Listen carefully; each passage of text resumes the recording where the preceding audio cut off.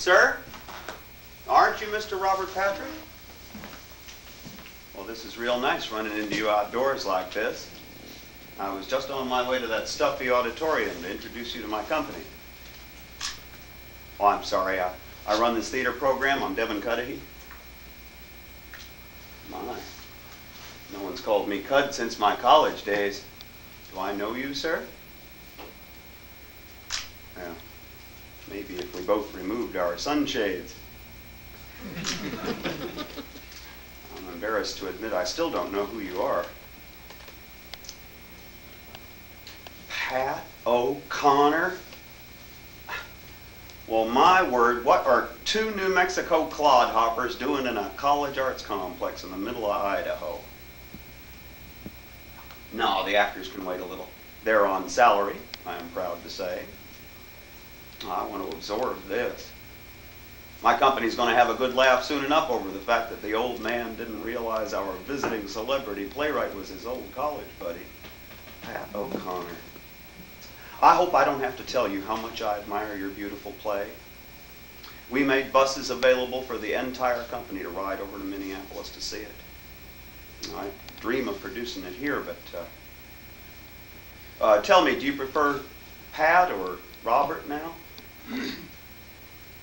All right then. Bob, tell me, did you really live through all of that revolutionary 60s horror that you wrote about in New York? I'm sorry, it seemed to me it would have been a horror. I spent exactly 1 week of my life in New York on furlough in the 50s. And I'm here to tell you I gave up the very idea of professional theater because I thought I'd have to do it in that filthy city. And I probably don't have to remind you I was always fairly conservative, even before that word became a battle cry or an insult. I would have said you were crazy if I'd known you went to New York. Now, I personally looked around for a clean, quiet town that needed a speech teacher and had snow. One thing the desert lacked for me, snow. And this little hick junior college gave me a beat-up old Quonset hut and an annual budget of $700. Well, they didn't expect me to do any theater, but you remember me, I snuck it in as speech exercises. Nobody was much paying attention to me, so I did what I wanted to. Aeschylus, Shakespeare, Moliere, Miller, Shaw, all the things they wouldn't let us do in New Mexico because they said the public wouldn't go for them, remember? And then just as we always tried to tell our teachers would happen, these townspeople who'd never seen any theater came to see the best that Western dramatic literature had to offer and didn't know any better than to love it.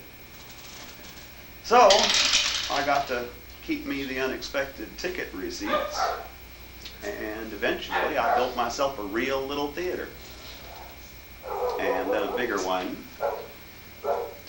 and then we started attracting state and federal money. And now, 20 years along, I have me a 1,000-seat theater and an equity company, augmented by 75 hand-picked students, and a core audience from 25 surrounding cow towns who have come to accept serious theater. And I never had to do one script that I was ashamed of. And now here I am, bringing in an old friend who's come to his own success by quite another road. And a damn fine sunshiny Idaho day for it, too. Pardon me. I'm getting a little bit teary there. I will do that. You see, I had so hoped to ask you today to let us try doing your fine play here as a start to my maybe bringing in other new plays to help us isolated out here to connect with all the changes going on out there in the great new world. But where I'm coming from right now is our controller's office.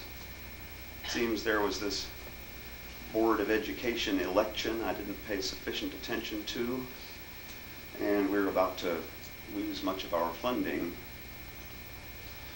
So I have to guarantee a lot of fiduciary busybodies that the company can pay its own freight on box office alone, and the plant's so big now. So many people's livelihoods depending on it.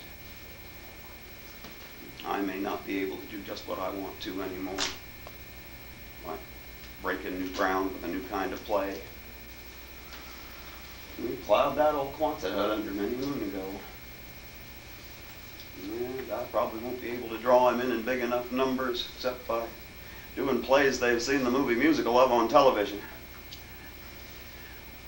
I just didn't believe that this could happen. I thought I was building something whose value was self-evident. I maybe should have paid more attention to what I guess people like you were saying way off there. Of course, you were way off there. Well, never mind. Come on, meet my company. You may be our only ever visiting original playwright. You're right, I shouldn't be so pessimistic. I'm sure we'll be doing your plays eventually. We'll just have to wait for them to become classics.